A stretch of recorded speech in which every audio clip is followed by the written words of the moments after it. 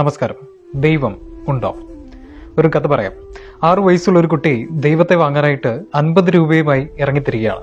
അവൻ രാവിലെ ഒരു കടയിൽ ചെന്ന് കയറി. എന്നിട്ട് കടക്കാരനോട് ചോദിച്ചു, അങ്കിൾ, ഇവിടെ ദൈവം ഉണ്ടോ? എങ്കിൽ എനിക്കൊരു ദൈവത്തെ തരുമോ? കടക്കാരൻ പൊട്ടിച്ചിരിച്ചിട്ട് ചോദിച്ചു, നിനക്കെന്താ ഭ്രാന്തായോ? ദൈവത്തെ കൊടുക്കുമെന്നോ? അവനെ കളിയാക്കി അയാൾ അവിടുന്ന് പറഞ്ഞു വിടുന്നു. അവൻ മറ്റൊരു കടയിൽ ചെന്ന് കയറി. എന്നിട്ട് ഇതേ ചോദ്യം തന്നെ ആവർത്തിച്ചു, അങ്കിൾ, ഇവിടെ ദൈവമുണ്ടോ? ഉണ്ടെങ്കിൽ എനിക്കൊരു ദൈവത്തെ തരുമോ? അവിടുന്നും അവന് കളിയാക്കലിൽ മാത്രമാണ് കിട്ടിയത്. അവൻ ഓരോ കടകളിലും ഇങ്ങനെ കയറി ഇറങ്ങി. അവിടെ നിന്നെല്ലാം അവനെ കളിയാക്കി പറഞ്ഞു കൊടുത്തു. വൈകുന്നേരം ആയപ്പോഴേക്കും ഏകദേശം 70 കടകളോളം അവൻ കയറി ഇറങ്ങി. അവസാനം ഈ കടയിലൂടെ കയറാം എന്ന് കരുതി അവൻ ഒരു കടയിൽ ചെന്ന് കയറിയാണ്. ഒരു ഏകദേശം 60 വയസ്സോളം പ്രായം തോന്നിക്കുന്ന ഒരു ഷോപ്പ് കീപ്പർ, ഒരു കടക്കാരൻ, അയാളോട് ഇവൻ ചെന്ന് ചോദിച്ചു, അങ്കിൾ, ഇവിടെ ദൈവമുണ്ടോ? ദൈവത്തെ കൊടുക്കുവോ? എങ്കിൽ എനിക്കൊരു ദൈവത്തെ തരുമോ?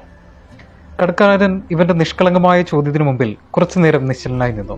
എന്നിട്ട് ചോദിച്ചു, ആട്ടെ, നിനക്ക് എന്തിനാ ഇപ്പൊ ദൈവത്തെ കൊണ്ട് എന്ത് ആവശ്യമാണ് നിനക്കുള്ളേ? അതിനവൻ പറഞ്ഞ മറുപടി ഇതാണ്, അങ്കിൾ, 1 മാസം മുമ്പേ എൻ്റെ പപ്പ മരിച്ചുപോയി. ഇപ്പോൾ ഇനി എനിക്ക് അമ്മ മാത്രമാണുള്ളത്. അമ്മ പപ്പ മരിച്ചത് കാരണം എന്തൊക്കെയോ അസുഖങ്ങൾ കൂടി ഹോസ്പിറ്റലിലാണ്. ഡോക്ടറുകൾ പറയുന്നത് കേട്ടായിരുന്നു, ഇനി ദൈവത്തിന് മാത്രമേ നിന്റെ അമ്മയെ രക്ഷിക്കാനാവൂ. ഈ കുഞ്ഞിന് നിഷ്കളങ്കമായ മറുപടി കേട്ട് ആ മനുഷ്യന്റെ കണ്ണുകൾ നിറഞ്ഞൊഴുകി. ആട്ടെ, നിന്റെ കയ്യിൽ എത്ര രൂപയുണ്ട് ദൈവത്തെ വാങ്ങാൻ? കടക്കാരൻ ചോദിച്ചു. അവൻ പറഞ്ഞു, അങ്കിൾ, എൻ്റെ കയ്യിൽ 50 രൂപയുണ്ട്. അത് മതിയോ ദൈവത്തെ വാങ്ങാൻ? ദൈവത്തെ വാങ്ങാൻ ഇതൊക്കെ മതി, അയാൾ മറുപടി പറഞ്ഞു. ഇയാൾക്ക് മനസ്സിലായി, ഈ ദൈവം എന്ന് പറയുന്നത് ഇവന്റെ മനസ്സിൽ എന്തോ കഴിക്കാനുള്ള സാധനമാണ്. കുറെ ദൈവത്തെ വാങ്ങി അമ്മയ്ക്ക് കഴിക്കാൻ കൊടുത്താൽ ഇവന്റെ അമ്മയുടെ അസുഖം ഭേദമാകും എന്നൊക്കെയായിരിക്കും ഇവൻ ചിന്തിച്ചിരിക്കുന്നതെന്ന് കടക്കാരന് മനസ്സിലായി. അയാൾ ആ 50 രൂപ വാങ്ങി വെച്ചിട്ട് ഷെൽഫിലിരുന്ന ഒരു കുപ്പി തേനെടുത്ത് അവന്റെ നിരക്ക് വെച്ച് നീട്ടി. എന്നിട്ട് പറഞ്ഞു, ഇതാണ് നിന്റെ ദൈവം, ഇതുകൊണ്ട് നിന്റെ അമ്മയ്ക്ക് കൊടുക്കാം. ഇവൻ ആ ഒരു കുപ്പി തേനുമായിട്ട് ഹോസ്പിറ്റലിലേക്ക് ഓടിക്കൊണ്ടിരിക്കുന്നതിന്റെ ഇടയ്ക്ക് ഇവൻ പറയുന്നുണ്ട്, ഇതാ ഞാൻ ദൈവത്തെ കൊണ്ടുവന്നിട്ടുണ്ട്, ഇനി എൻ്റെ അമ്മയുടെ അസുഖം ഭേദമാകും. ഹോസ്പിറ്റലിൽ എത്തുമ്പോൾ കാണുന്നത് ഏതോ മെഡിക്കൽ സംഘം അവന്റെ അമ്മയെ ഓപ്പറേഷൻ തിയേറ്ററിലേക്ക് കയറ്റുന്നതാണ്. ഓപ്പറേഷൻ കഴിഞ്ഞു. കുറച്ച് ദിവസങ്ങൾക്ക് ശേഷം അവന്റെ അമ്മയുടെ അസുഖം പൂർണ്ണമായി ഭേദമായി. കുറച്ച് ദിവസങ്ങൾ കഴിഞ്ഞ് ഡിസ്ചാർജ് ചെയ്യുന്ന ദിവസം ബില്ലടയ്ക്കാനായി ഇവനും ഇവന്റെ അമ്മയും കൂടെ എത്തുകയാണ്. ബില്ല് കണ്ട ആ അമ്മ ഞെട്ടിപ്പോയി. കാരണം ഇത്രയും വലിയൊരു തുക അവരെ കൊണ്ട് അടയ്ക്കാൻ സാധിക്കില്ല. ബില്ലടിച്ചു കൊടുത്ത അറ്റൻഡർ പറഞ്ഞു, മേഡം, ഇതൊരാൾ പേ ചെയ്തിട്ടുണ്ട്. ആ അമ്മയുടെ കണ്ണുകൾ നിറഞ്ഞൊഴുകി. എന്നിട്ട് മുകളിലേക്ക് നോക്കിയിട്ട് പറഞ്ഞു, ദൈവമേ, അങ്ങേക്ക് നന്ദി.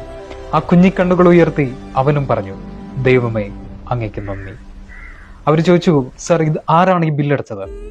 ദൂരേക്ക് നടന്നു പോകുന്ന ഒരു മനുഷ്യനെ ചൂണ്ടിക്കാണിച്ചിട്ട് അയാൾ പറഞ്ഞു, അതാ അയാളാണ്. ആ നടന്നു പോകുന്ന മനുഷ്യനെ പിന്നിൽ നിന്ന് വിളിച്ചു. തിരിഞ്ഞു നോക്കിയപ്പോൾ അത് ആ ഷോപ്പ് കീപ്പറായിരുന്നു, ആ കടക്കാരനായിരുന്നു. ആ അമ്മയും മകനും ഓടി അയാളുടെ അടുത്ത് ചെന്നു. എന്നിട്ട് പറഞ്ഞു, സർ, നിങ്ങൾ ആരാണെന്ന് എനിക്കറിയില്ല, പക്ഷേ ഞങ്ങളുടെ മനസ്സിലിപ്പോൾ നിങ്ങൾ ദൈവത്തെ പോലാണ്. ഒരുപാട് നന്ദി. ആ നിറഞ്ഞൊഴുകുന്ന കണ്ണുകളിലേക്ക് നോക്കിയിട്ട് ആ മനുഷ്യൻ പറഞ്ഞു, നന്ദി പറയേണ്ടത് എന്നോടല്ല, നിങ്ങളുടെ മകനോടാണ്. ഇവന്റെ നിഷ്കളങ്കമായ കുറെ ചോദ്യങ്ങൾ, ഇവന്റെ നിഷ്കളങ്കമായ കുറെ മറുപടികൾ എൻ്റെ മനസ്സ് അസ്വസ്ഥമാക്കി. നിങ്ങൾക്ക് വേണ്ടി എന്തെങ്കിലും ചെയ്യണം എന്ന് എൻ്റെ ഉള്ളിൽ ആരോ പറയുന്ന പോലെ തോന്നി. അത്ര മാത്രമേ ഞാൻ ചെയ്തുള്ളൂ. ഇതും പറഞ്ഞ് ആ മനുഷ്യൻ ദൂരേക്ക് നടന്നകന്നു. ദൈവം ഉണ്ട്. ദൈവം നമ്മുടെ തൊട്ടടുത്ത് ഇവിടെയുണ്ട്. പക്ഷേ നിഷ്കളങ്കമായ ഒരു ഹൃദയത്തിന് മാത്രമേ ദൈവത്തെ കണ്ടെത്താനാവൂ. നിഷ്കളങ്കമായ ഒരു ഹൃദയത്തിന് മാത്രമേ ദൈവത്തെ വാങ്ങാനാവൂ. നിഷ്കളങ്കമായ ഒരു ഹൃദയത്തിനോടൊപ്പം മാത്രമേ ദൈവം നിൽക്കുകയുള്ളൂ. നമ്മുടെ ജീവിതത്തിൽ പ്രശ്നങ്ങൾ വരുമ്പോൾ, പ്രതിസന്ധികൾ വരുമ്പോൾ, സങ്കടങ്ങൾ വരുമ്പോൾ നമ്മൾ ചോദിക്കുന്ന ഒരു ചോദ്യമാണ്, ദൈവമേ, എന്തുകൊണ്ട് എൻ്റെ ജീവിതത്തിൽ ഇങ്ങനെ? എനിക്ക് മാത്രം എന്തുകൊണ്ടാണ് ഇങ്ങനെ സംഭവിക്കുന്നത്? ദൈവമുണ്ടോ? ഉണ്ടായിരുന്നെങ്കിൽ എൻ്റെ ജീവിതത്തിൽ ഇങ്ങനെയൊന്നും സംഭവിക്കില്ലായിരുന്നല്ലോ. ഇങ്ങനെയൊക്കെ ചിന്തിക്കുമ്പോഴും കണ്ണുകൾ അടച്ചിട്ട് ഒന്ന് ചിന്തിച്ചു നോക്കുക. നിങ്ങൾക്കുണ്ടായിരുന്ന നിഷ്കളങ്കത എവിടെയെങ്കിലും നഷ്ടപ്പെട്ടു പോയിട്ടുണ്ടോ? നിങ്ങൾ കുട്ടിയായിരുന്നപ്പോൾ ഉണ്ടായിരുന്ന നിങ്ങളുടെ നിഷ്കളങ്കത എവിടെയെങ്കിലും വെച്ച് നിങ്ങൾ മറന്നു പോയിട്ടുണ്ടോ? മറ്റുള്ളവരെ സ്നേഹിക്കാൻ മാത്രം അറിയാവുന്ന നിങ്ങൾ ആരെങ്കിലും വേദനിപ്പിച്ചിട്ടുണ്ടോ? ആരെങ്കിലും മുറിവേൽപ്പിച്ചിട്ടുണ്ടോ? ആരെങ്കിലും കുറ്റപ്പെടുത്തിയിട്ടുണ്ടോ? ആരെങ്കിലും കളിയാക്കിയിട്ടുണ്ടോ? ചിന്തിച്ചു നോക്കുക. നിങ്ങളുടെ നിഷ്കളങ്കത എവിടെയെങ്കിലും വെച്ച് നഷ്ടപ്പെട്ടു പോയിട്ടുണ്ടോ എന്ന്. ദൈവമുണ്ട്. പക്ഷേ നിഷ്കളങ്കമായ ഒരു ഹൃദയത്തിന് മാത്രമേ ദൈവത്തെ വാങ്ങാനാവൂ. നിഷ്കളങ്കമായ ഒരു ഹൃദയത്തിന് മാത്രമേ ദൈവത്തെ കണ്ടെത്താനാവൂ. നിഷ്കളങ്കമായ ഒരു ഹൃദയത്തിനൊപ്പം മാത്രമേ ദൈവം നിൽക്കുകയുള്ളൂ. ഞാനിത് പറയുന്നത് പ്രത്യേക ഒരു മതവിവാഹത്തിന്റെ പക്ഷത്ത് നിന്നല്ല, പ്രത്യേക ഒരു വിഭാഗത്തിന്റെ കൂടെ നിന്നല്ല.